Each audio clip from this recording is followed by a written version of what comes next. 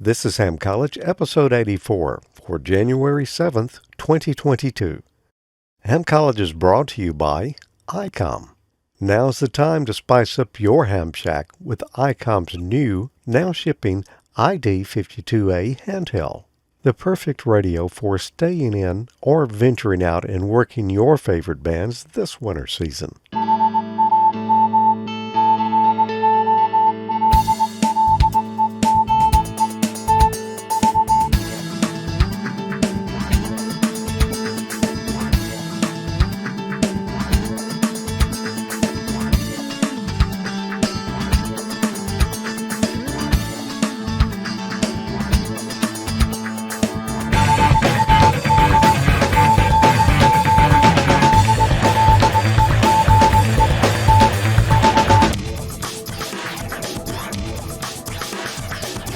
Good evening. Welcome to another episode of Ham College. I'm Professor Thomas. And I'm Dean Martin. And we've got some, I don't think these questions are going to be as tough as they were last time around. You disagree with me though, huh? Yeah, there's a few of them I don't really know I don't remember the formula to. Okay. We'll see. I don't know. We'll see. Right. The ones that I said were really hard, we've managed to scrape through those with little bit of buzzer, so we'll see. I don't know. All right. Well, as some of you may know, I should be recovered from COVID now. I tested positive on the last day of 2021 and ran fever a couple of days, had a stuffy nose, lost my sense of taste, as you can tell by the shirt here. I was going to bring that up. I'm glad you did. Yeah. Anyway, fever's been down now. I should be past it. So there's that. Wasn't too bad on me. So glad it was this particular strand and not one of the previous ones. So I thought I was going to make it through the year unscathed, but didn't quite happen. Do you really know how to kick off the new year, man? Well, or end an old one. Either way. Yeah. So what's been going on with you, Dean? Oh, just messed around. I got a repeater over here. Been trying to get put together. Looking forward to that. That commercial came a while ago. At the start, I got my new ID52 in. I've been playing with that a lot. Been really enjoying that. That and just a regular work thing, keeping me pretty busy. Yeah, I got my ID52. Well, I got it the same time you did. And I got it programmed this week, so it's ready to go. And I really haven't talked on it much yet because I only got it going like a day or so ago. But looking forward to that. And other than that, I don't know. It's we'll see what the year brings. Hopefully this year will be a little better than last, but who knows? I hope. Yeah. I shudder to say it can't be any worse because it really could, although the last one was pretty bad all the way around for me. But at any rate, yeah, looking forward to better things. Hopefully it's going to be a good one. Yeah, I hope so. Well, what did we talk about during the last class lecture here? Well, that's a real good question because my paper is printed sitting in the printer over here behind me. Actually, it's behind you from here. But I think we talked about Q signal, Q quality, I don't remember everything. Yeah. Why don't you help me out there? Yeah, it wasn't anything to do with that, so maybe I should help out here a little bit. It was on time constants and phase relationships, RL and RC time constants, phase angles and reactive circuits and components, admittance, and susceptance. Well, what are we going to talk about this time around? Do you know that? I do know that. We're going to talk about coordinate systems and phasors in electronics, rectangular coordinates, polar coordinates, and phasors. I don't know if they're going to be on kill or stun, but I guess we'll find that out as we go along. Yeah. Either way, it's going to be painful. I don't doubt that one bit. Yeah, maybe not so bad. I don't think these are as bad as some we've had before. Good. Yeah, 2021 wasn't too good for me on the question pool either. So There's something we mention at the first of every show, and what is that? well, that there's a live chat going on. Well, there If you're is. watching the live stream and you're not in the chat room, you're missing half the fun. And we used to have the external chat client going. So if you're watching on YouTube, the chat, we're using the YouTube chat now, so it's a lot easier for you to get to it. If you're using one monitor, that satisfies the request for that. You can also break out the chat into a separate monitor, put it on another one. So I think we got the best of both worlds for everybody on that one. And Tommy, you notice I've got the, well, that's not a beacon there. That's actually a side marker light from a tower. And it's illuminated tonight and glowing there. And that thing is illuminated with one of those, I don't know if you can buy them now or not, but it used to when there was a Radio Shack store. They sold those high brilliance white LEDs. And that's what's in that lamp right there. Now, no, it's not very bright. If it wouldn't warn off an airplane, but worked out right here. No, it's pretty bright though. I mean, I don't know in person, but it looks pretty bright on camera. Yeah. So it worked out pretty good. It's funny that you've got that up there because I got one of those too when you did, and I got mine out a couple of days ago and set it out, and I'm going to do something with it. I actually got a segment in mind I was thinking about doing, possibly if I can pull it together. Yeah. For our Amateur Logic. Cool. Well, you about ready to get on into the questions for tonight? I'm probably about as ready as I'm going to get. Well, you want to flip the coin?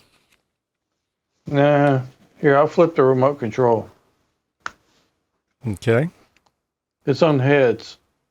What does that mean? So I'll receive. You'll receive. Okay. Yeah. So I'll answer the first question. All right. Well, let's chips fall where they may. Which of the He's following? in the chat room. Which of the following represents capacitive reactance in rectangular notation? Is it A, minus JX, B plus JX, C, delta, or D omega? And this is one of the ones that I don't know, so I think I'd made the wrong choice on the coin toss there, on the remote toss. So I'm just going to guess capacitive.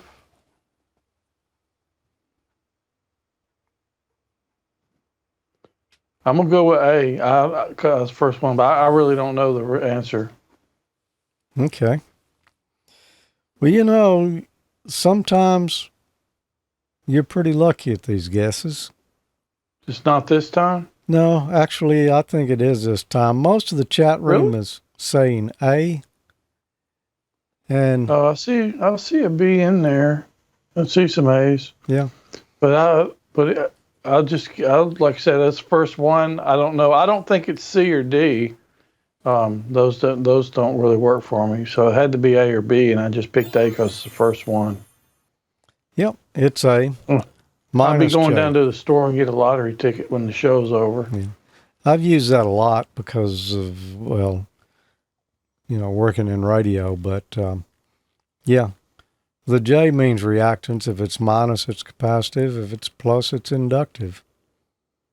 So, yeah. Okay. All right, next question here. And I didn't really reason that out too much before I answered either, because I just didn't really know how to reason it out. There was no reason for the answer for me on that one. How are impedances described in polar coordinates? A, by X and R values.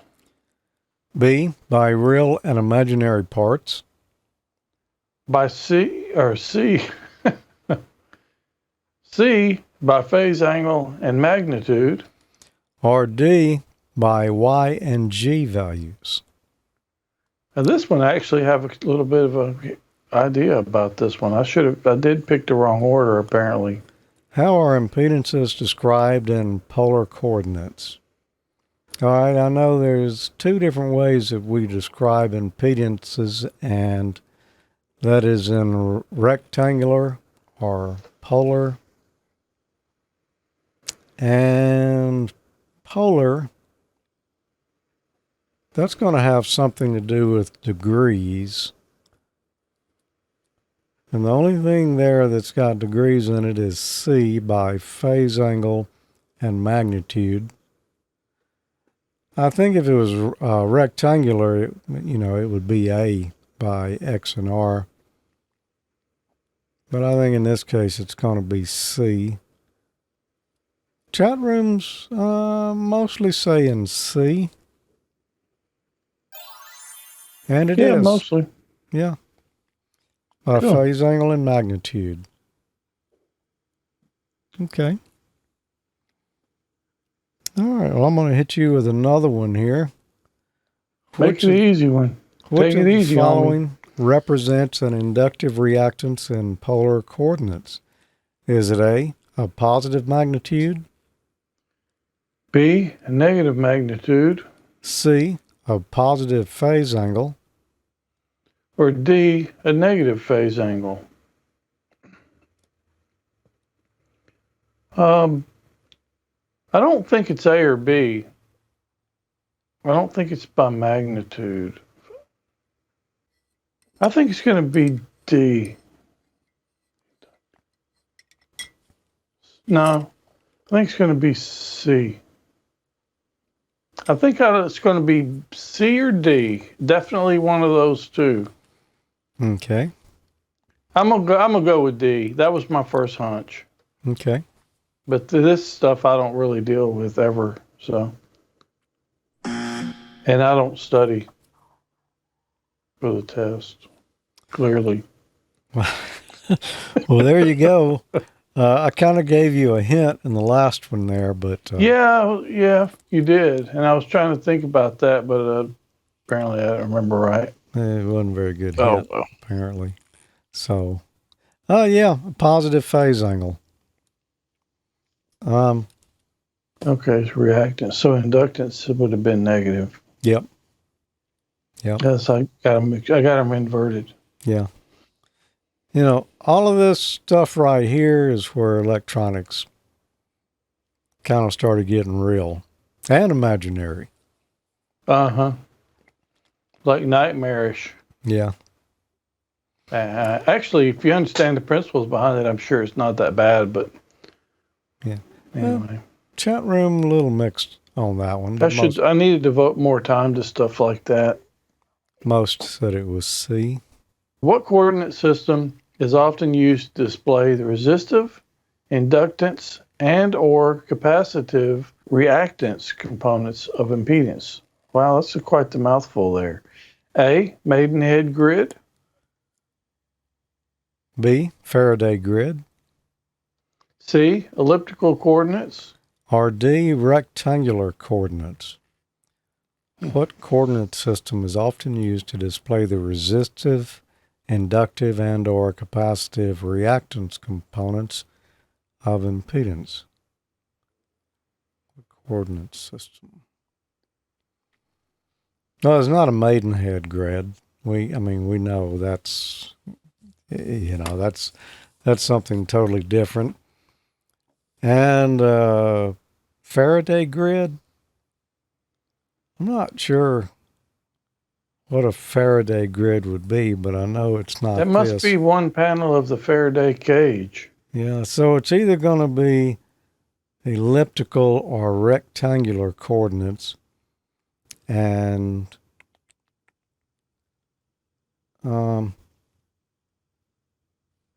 it's going to be rectangular because it's either, I know we're either talking about polar or rectangular. So, yeah, it's got to be rectangular. I'm going to say it's D. Chat room. Yeah, everybody got that one in there. Yeah. And it is. It's D. Rectangular. Yeah, I don't think I've ever heard of elliptical being used for anything like that No. that I'm aware of.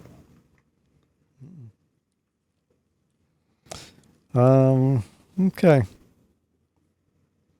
What is the name of the diagram used to show the phase relationship between impedances at a given frequency? Is it A, a Venn diagram, B, near field diagram, C, phasor diagram, or D, far field diagram?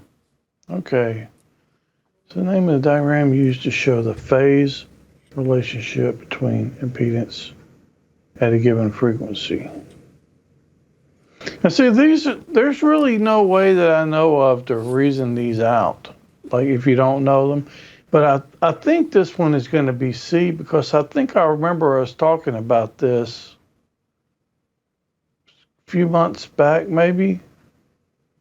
Phasor diagram. I hope that's right. At least I think it is. But I seem to remember us talking about that. Okay. I don't remember talking about it, but I'll agree with you. It's a phasor diagram. Chat room's agreeing too. And it is. All right. Yeah, it would have been back on one of the ham colleges several months back, I think. Okay. We may have. I just don't recall. That's okay. And there's a phasor diagram right there. It's Yeah, and that's when you were that's when you were explaining about the angle or the degrees. okay. Yeah. And it shows us a magnitude. That's funny. I can and remember phase. some of that, but I can't remember the one earlier, whether it was inductive or capacitive, with positive or negative. Yeah. From 5 minutes ago. So 5 minutes ago. But throw a phasor diagram at you and you got it. Well, it's because it's got the word phasor in it. What nerd wouldn't stick to that? Or like, True. Yeah, it'd have to be a first choice, wouldn't it? what does the impedance 50-J25 represent? A, 50 ohms resistance in series with 25 ohms inductive reactance. B, 50 ohms resistance in series with 25 ohm capacitive reactance. C, 25 ohms resistance in series with 50 ohms inductive reactance. Or D, 25 ohms resistance in series with 50 ohms capacitive reactance. So what does the impedance 50 minus J25, that's a minus, not a dash there. So, I look at that and I say, well, that's a 50 ohms resistance and that's 25 ohms. It's negative, so it's capacitive reactance. And let's see, the answer is there. The only one that has 50 ohms resistance in series with 25 ohms capacitive reactance is B. So that's what I'm going with. Chat room seems to agree. And it is. And why is that the answer? Just because? Well, because we're talking about impedance there, and it's specified as 50 minus J25. All right, so the first part, 50, is 50 ohms of resistance. And then the imaginary part or the reactive part is the J part there.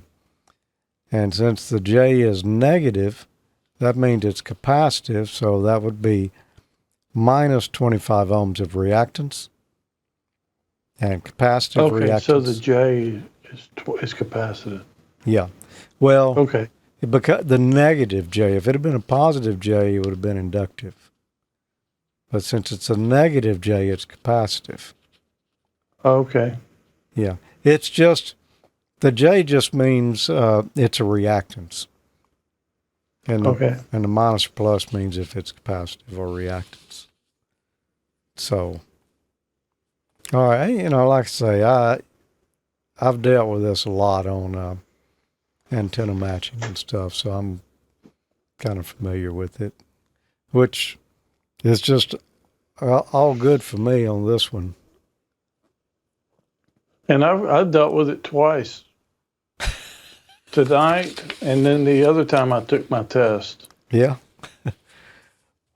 Where is And I the probably do it then because I did study hard for that test, but that's been a long time. where is the impedance of a pure resistance plotted on rectangular coordinates? Is it A, on the vertical axis? B, on a line through the origin slanted at 45 degrees? C, on a horizontal line offset vertically above the horizontal axis?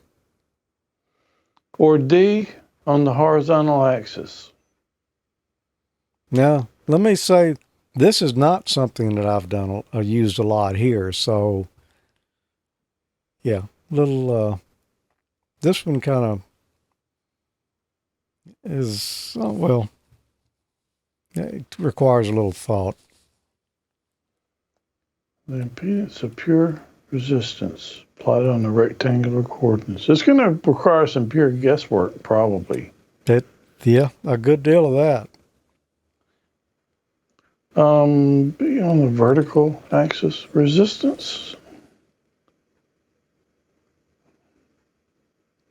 on the line through the origin. Horizontal line offset vertically above the horizontal axis. Or D on the horizontal axis.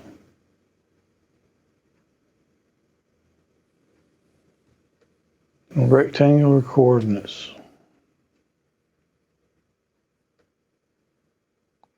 I'm going to say it's D. Oh, well, now what's the chat room saying? Yeah, they're saying D delta. D, there's a C, but mostly D. I'm going with D. Okay. I'm going to agree with you. It's D. It is Well, D. you would think the reactance would be the y-axis going up, but I don't know. I have no idea. Yeah. I just got lucky. Well, that's Two the right lottery answer. tickets for me. Well, we're going to go more into that here shortly, but we got one more question right now before we do that. What coordinate system is often used to display the phase angle of a circuit containing resistance, inductive, or capacitive reactance? A, Maidenhead grid. B, Faraday grid. C, elliptical coordinates. Or D, polar coordinates. This is almost the same question we had earlier. Very similar. I don't know if it's the same question, but it's the same answers. Sure, the same answers. Yeah. What coordinate system is often used to display the phase angle of a circuit containing resistance and inductive or capacitive reactance? Not a Maidenhead grid. Not a Faraday grid. We still hadn't figured out what that one is. No. Not elliptical coordinates because it's not. And I know, when we're talking about phase angle, we're talking about polar. So it's D, polar coordinates. That's one I would have picked as well. Chat room's mostly saying D on that. And it is. Polar coordinates.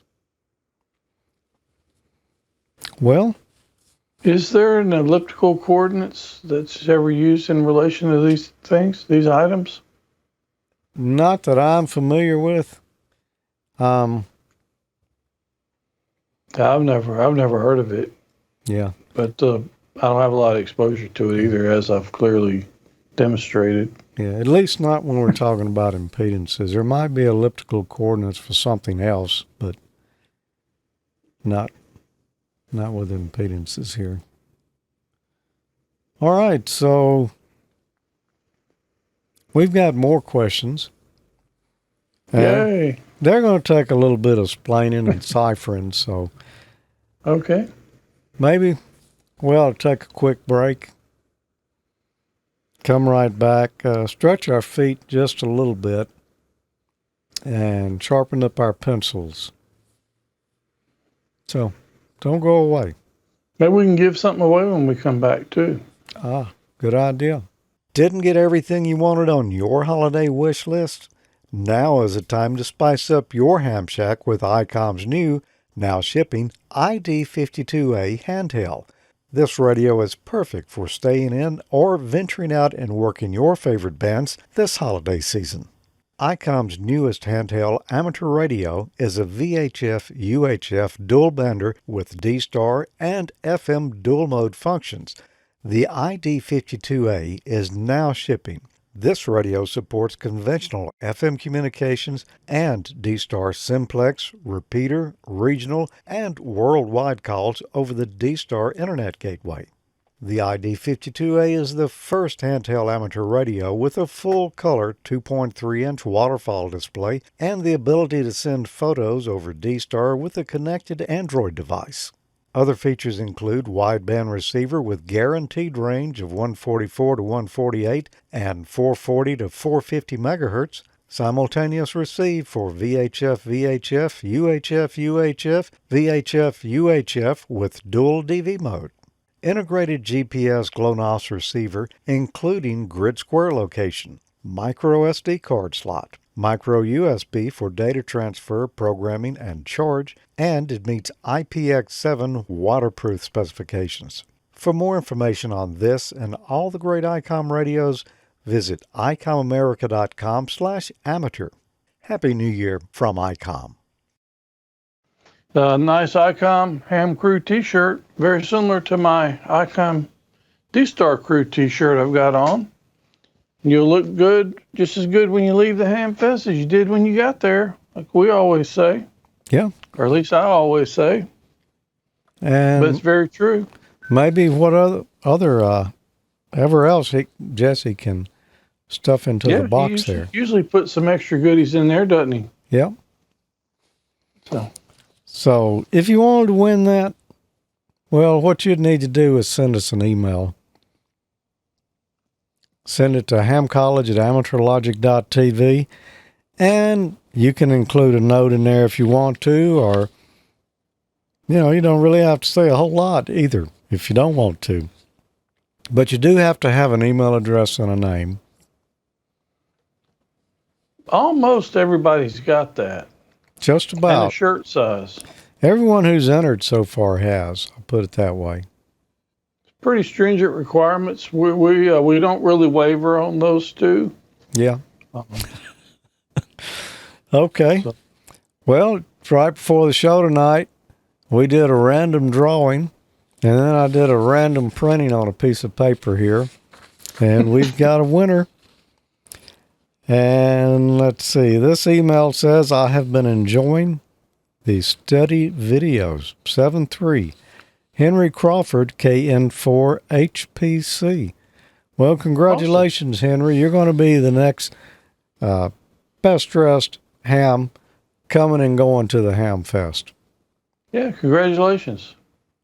And so if you'd like to enter and maybe win next month's swag package, then send us an email, hamcollege@AmateurLogic.TV, and we may draw your name. Yeah, if you entered this month or previous month, the queue gets cleared out. So be sure to resend in again for this coming month, the next drawing, so you can be entered again if you didn't win. And I'm seeing a lot of folks over here in the chat room that I know have not entered yet. And look, Dean Martin is wearing one of these shirts right here. Who in their right mind wouldn't want to be seen in the same kind of wardrobe that Dean Martin wears? That's quite the endorsement. Yeah. Actually, they're really nice shirts. I like them. I've got 3 different ones. I've got the QRP, the Ham Crew, and the D-Star Crew shirts. Yeah, I do too. All right, well, let's get back into the questions. Some of your favorite subjects I know. And where did we leave off? Let's see. It's all in good fun, man. I think I answered the last one. Okay. So I'll throw you a bone here. When using rectangular coordinates to graph the impedance of a circuit, what do the axes represent? A, the x-axis represents the resistive component and the y-axis represents the reactive component. B, the x-axis represents the reactive component and the y-axis represents the resistive component. C, the x-axis represents the phase angle and the y-axis represents the magnitude. Or D, the x-axis represents the magnitude and the y-axis represents the phase angle. This is almost a little bit of a tongue twister. When using rectangular coordinates to graph the impedance of a circuit, what do the axes mean or axes represent? Well, this is basically goes back almost to the one I just answered, question before last. I think it's going to be A. The x-axis represents the resistive component because that would have been the horizontal line like I mentioned in the last one. And it seemed to me that the y would have been the reactive. So I'm going with A because that falls right in line with the last one that I answered. That's what the folks in the chat room are saying too. I'm going to agree with you. That is what you said a while ago. So, I think you're onto something there. And you are. See, you knew more of these than you thought. Well, I'm a pretty dang good guesser. And, when would you actually do some of this rectangular coordinates graphing and such? Me? Yeah. Only on Ham College. Okay. Well, that's a very good answer. You're right about that one, too, just because I know what the next question is going to be, but you're asking me this one.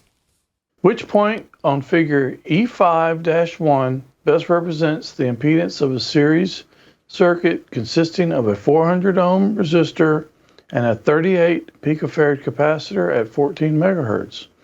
A, 0.2. B, 0.4. C, 0.5. Or D, 0.6. Well, first thing, I guess we probably ought to look at figure E5-1. That would probably help some. That would probably help. Even as good a guesser as I am, I can't guess them without at least even seeing. And, well, how many? 8 different points on there to choose from. And, just right off, I don't think I can guess a point. Let's go back and look. What were the values? 400 ohms? 400 ohms resistance and a 38 picofarad capacitor, all right? Well, the 400 ohms of resistance, that's going to tell me that on the x-axis there, it's going to be out at 400, but it's not point number 6 there because there is some reactance with it. The reactance is going to be negative since it's capacitive, and there's only one point there that is right at 400 on the x-axis, and that's going to be 0.4. But let's actually calculate this out. I'm pretty sure it was going to be 0.4 because that's the only one that lines up right under the 400 ohms of resistance there. And that looks like, around minus 300 of reactance. But let's calculate that out. So we probably need a formula, and we need to convert that capacitance in picofarads over and into a capacitive reactance. And capacitive reactance formula is 1 over 2 pi FC. 2 pi is going to be 6.282. Frequency was 14 megahertz. So that's 14 million. And the capacitance is 38 picofarads, so that's 0.00000000038. So it's out to the negative 12th. And so we multiply those three together and get the reciprocal of it. If I was to pull that up on a nearby handy calculator here, 6.282 times our frequency, which was 14 million. that equals this number, and then I've got to say that times 9 zeros, I think. Capacitance 0.12345678938, and then we'll take the reciprocal of that, 299. Since it is capacitive reactance, we know that's minus 299, and there it is. If we line that out, the resistance That's there, pretty close. 400 ohms. The capacitive reactance is a minus 300. You draw a line out between those two, and they intersect there at point number 4. All righty. Easy enough, huh? Didn't seem too bad. Yeah, I didn't think particularly so. So it was point 4, which is B. And now your questions. Which point on figure E5-1 best represents the impedance of a series circuit consisting of a 300 ohm resistor and an 18 microhenry inductor at 3.505 megahertz? Is it A, 0.1, B, 0.3, C, 0.7, or D, 0.8? That was a 300 ohm resistance, right? Yep. And 18 microhenry inductor. Mm-hmm. Well, just first looking at the chart there. So I think that's going to be positive. Yep. Huh? Looking at the chart at 300 ohms of resistance on the x-axis, if you look positive, well, yeah, there's a 0.3 and 0.8 both kind of line up with 300 ohms of resistance. So, yeah, you'll have to do some ciphering. What is the formula? Do you have it? Well, as turns out, I actually have it, but, you won't be able to ask me when you take your exam. I'll share it with you, though. But I would have also studied this before I went in to take the exam, which I did not do this time. Yeah. Maybe I should start doing that because these questions are a lot harder. I usually don't study to kind of make things a little bit more interesting, but they're pretty tough without any study. There's not much way to reason some of this stuff out without knowing it. X of L equal 2 pi FL. So it's the same formula, you just don't take the reciprocal of it. Okay. And you substitute the inductance in place of the capacitance. Times 3.505 megahertz. Mm-hmm. And how many zeros for your 18 microhenry? I think it was 4 zeros and 18. 396. 396. There's a chart. Which point do you think it is? Oh, it's going to be 0.3. 0.3. Which would have been B, I think. And it is. So. Easy peasy. Easy peasy, yeah. When you look at the slide with the answers already on it. It particularly, but I don't think they show slides at the test. They should. Yeah. I guess you should bring that up. Maybe it's the next testing session. Yeah, I probably won't, though. And one more question tonight, and I don't know, could you have any idea what it might be on? I imagine it's another one of these like this. But it's going to be another variation on it, I'm sure. Pretty similar. Which point on figure E5-1 best represents the impedance of a series circuit consisting of a 300 ohm resistor and a 19 picofarad capacitor at 21.200 megahertz? A, 0.1, B, 0.3, C, 0.7, or D, 0.8. All right, let's look at the chart again. That's going to be 300 ohms of resistance. So if I look at the chart and I come over to 300 ohms of resistance on the x-axis, it's capacitive, so it's going to be negative. What was it, 19 picofarads? So the only point... That only really leaves you one to choose from. Yeah, it's going to be 0.1. So I think we could skip the math on this particular one. It's the same math that I used when I solved the first one earlier. Oh, the first one where you get the reciprocal? Yeah, so we could go through it again, but there's only going to be one possible choice, and that's going to be So 0.1. what's the logic to use the reciprocal or not? If it's capacitive reactance, you have a reciprocal in the formula. Okay. If it's inductive, you don't. And, you think about it, those two are right, inductive and capacitive reactance are right opposite of each other, polarity-wise. And that is all the questions for tonight.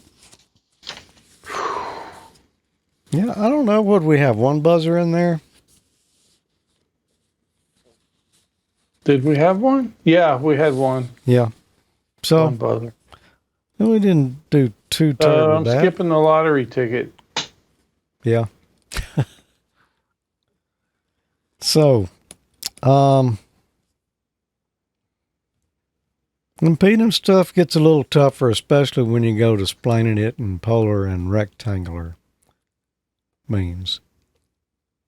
I prefer, I'm going to say I prefer to use rectangular than I do polar. You do? Yeah. Which would you prefer? Neither. Well, would this have been easier if we had been solving with phase angles? No, this would probably been the easier choice. Yeah. It's pretty simple math if you know the formula, so it's not that bad. Yeah. Glad you're feeling better.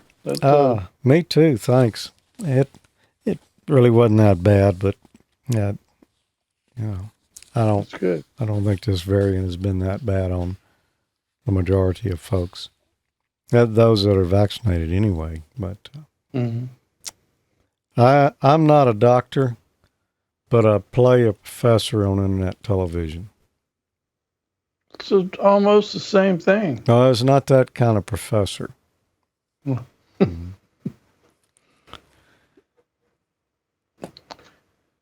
I don't know. I've seen a professor charge batteries with seawater in a bamboo bicycle. Well, true. Yeah. If you can do that, that speaks something. Spike says he resolves to put an antenna up before the next tornado. That's good thinking. You want to be ready when the next tornado comes. That's true.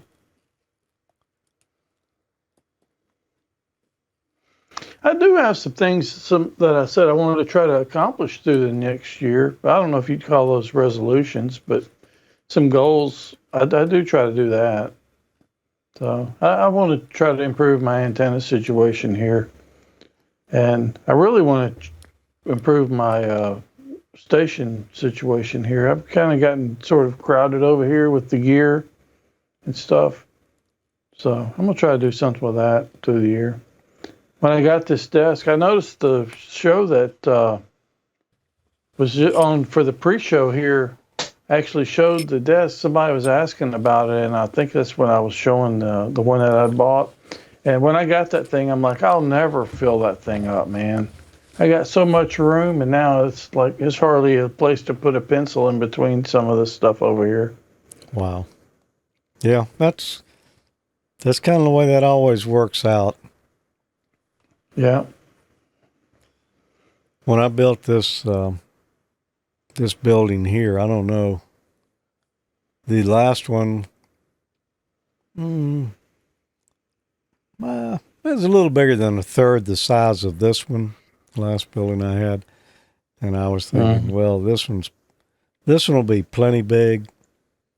I won't have ever filled it up. No, it didn't take that long, did it? No, it's full to the brim, man. Yeah. It's pretty much like my room in here. I've got this it's a pretty good sized bedroom actually in the house. And it is full. I have to move things around to get the other things now. I need to finish up some of this stuff so I can clear some of it out of here. Yep. Well, you want to call it an evening, and I do. And it was fun. It was a little bit tough on a few of those things, but it wasn't that terrible. So no, it could have been worse. We've had a lot tougher questions, I thought. Yeah. Don't be like me and you study and pay attention to class before you go take your test, and it won't be that bad. Yeah. Yeah. All right. Well, thanks for being here tonight, everyone. Couldn't do it without you. It's always great to have people over there in the chat room and answering the questions and getting some of the same wrong and right answers as us. That's true. Encouraging. Yeah. Well, we'll see you on Amateur Logic next Friday. All right. So hopefully some of you, 73. Sounds like a plan. 7-3.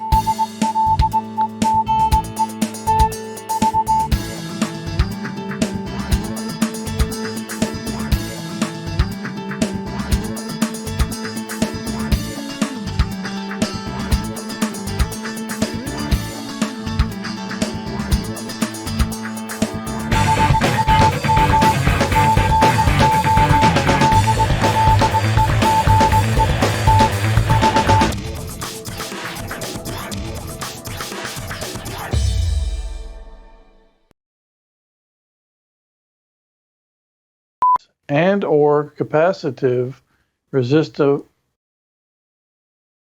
If you'd like to enter and maybe win next month's SWAT. I don't even know what I was trying to say there.